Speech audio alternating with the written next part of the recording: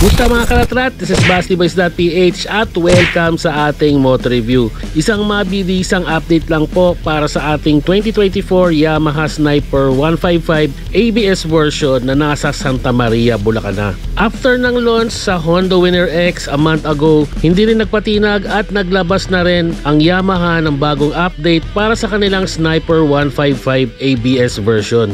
Ang tanong, may idinagdag ba sa specs and features si Sniper 155 ABS version? Sa mga decals nito, nag-update sila sa design para mas lalo pang mag-complement sa matte black na kulay nito. Sporty at aggressive pa rin tignan itong Sniper 155. Pagdating sa specs, ganun pa rin po. Naka 155cc of displacement, 4-stroke, single cylinder, single overhead cam, 4 valves, liquid cooled with 6-speed transmission gear and fuel injected. Meron itong 17.7 horsepower at 14.4 Newton meter of torque. Compression ratio nito 10.5:1. Ang suspension nito naka-telescopic fork pa rin sa harap at monoshock pa rin sa likod, tulad pa rin sa mga previous model. Ang mga gulong nito 90/80/17 sa harap at 120/70/70 naman sa likod. Kasama sa mga nabago sa Sniper 155 ay yung disc brake sa harap. Dati 245mm lang po ito, pero ngayon naka 300mm na siya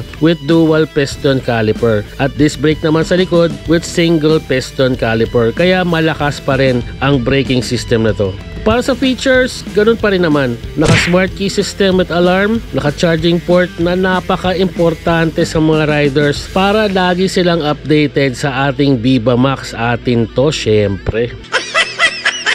Naka-digital panel display, merong VVA or variable valve actuation, may assist and slipper clutch, naka-OLED lighting system pero ang signal light nito ay bulb. At ang additional safety features nito ay yung single ABS channel. Gas tank nito ay 5.4 liters with fuel consumption of approximately 45 kilometers per liter. 2024 Yamaha Sniper 155 ABS version is worth 145,900. Down payment of 36,405 and 36 months of 5,780.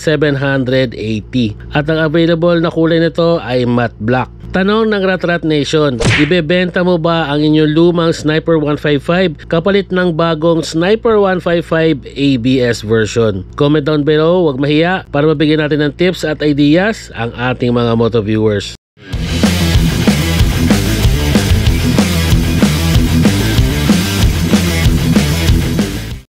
Para sa mga updates ng ating motor review, please follow us on our Facebook page, Facebook Reels, YouTube Shorts, and YouTube channel, BastiBoys.ph. Please like and share ang ating mga motor reviews para mabigyan natin ng detalyado at kumpletong information ang ating mga moto viewers para makapili sila ng kanilang dream bike. Maraming salamat po sa inyong pagtangkilik at pagsuporta. Ride safe, Ratrat Nation!